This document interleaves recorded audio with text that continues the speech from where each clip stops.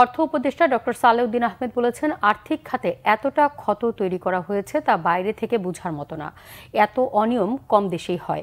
ব্যাংকগুলোকে দেওয়া হয়েছে নিঃস্ব করে। সিপিডির সম্মানীয় ফেলো ডক্টর দেবপ্রিয় ভট্টাচার্য বলেন, উন্নয়নের বয়ান শোনানো হয়েছে। প্রবৃদ্ধি অর্জনের ভুল তথ্য দিত আওয়ামী লীগ সরকার।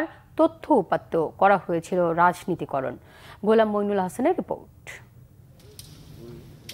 শনিবার রাজধানীতে ব্র্যাক ইউনিভার্সিটিতে financial and economic reforms in Bangladesh শীর্ষক সংলাপের আয়োজন করা হয়।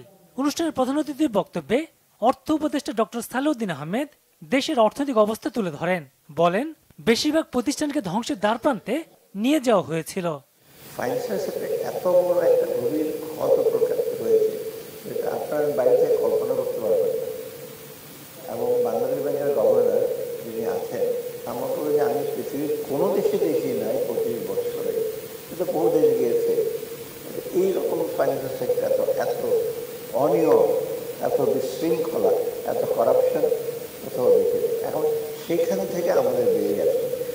আদানির সাথে আওয়ামী লীগ সরকারে করা চুক্তি নিয়েও কথা বলেন অর্থ উপদেষ্টা। অনেক প্রজেক্ট নেওয়া হয়েছে, রেট অফ ইন্টারেস্ট হাই। এই যে আদানির ব্যাপারে তো কোনো করই দেওয়া হয় নাই, কত 4,000 না 5,000 কোটি টাকার মতো। এইটা একটা কোনো ডিল হলো, আপনি ট্যাক্স দেবেন, ভ্যাট দেবেন, আর একজন 1,000 কোটি টাকার প্রজেক্ট উপর ট্যাক্স দেবেন। সিপিডির সম্মানীয় ফেলো ডক্টর দেবপ্রিয় ভট্টাচার্য বলেন, উন্নয়নের মিথ্যা বয়ান শোনানো হয়েছে। Growth figure was a false figure. যে প্রবৃদ্ধির যেই তথ্য আমাদের দেওয়া হয়েছিল, সেই প্রবৃদ্ধির যে উপাত্ত দেওয়া হয়েছিল, এইটার ভিতরে মারাত্মক ধরনের সমস্যা ছিল। তথ্য উপাত্তের রাজনৈতিকীকরণ করা হয়েছিল। আগের গভর্নর অর্থনীতি 12টা বাজিয়ে দিয়ে গেছে বলে মন্তব্য করেন তিনি। বাংলাদেশ ব্যাংকের আই ডোন্ট নো, ভদ্রলোক বলবো কিনা জানি না, উনি এখন কোথায় আছেন, কিন্তু যা করার উনি তো করে 12টা বাজিয়ে দিয়ে গেছেন। Sorry for the abusive language. দিনের বেলা বলেছি IMF করছি, রাত্রের বেলা টাকা ছাপিয়েছি।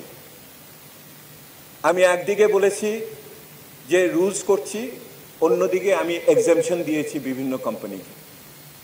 একদিকে আমি বলছি যে রিজার্ভ ঠিক আছে, অন্যদিকে আসলে রিজার্ভের ওই টাকা নাই, হিসাবে গন্ডগোল। So first and foremost issue, আমি যে বললাম না, সরকারের বিভিন্ন একটা রাষ্ট্রের বিভিন্ন যন্ত্র যদি বিকল হয়ে যায়, তাহলে এজেন্সি প্রবলেম হবে না তো কি হবে? গত 15 বছর দেদারসে অর্থ পাচার হয়েছে। পাচারের সে পথ বন্ধ করা হয়েছে জানান অর্থ উপদেষ্টা। গোলাম মইনুল হাসান, বাংলা ভিশন, ঢাকা।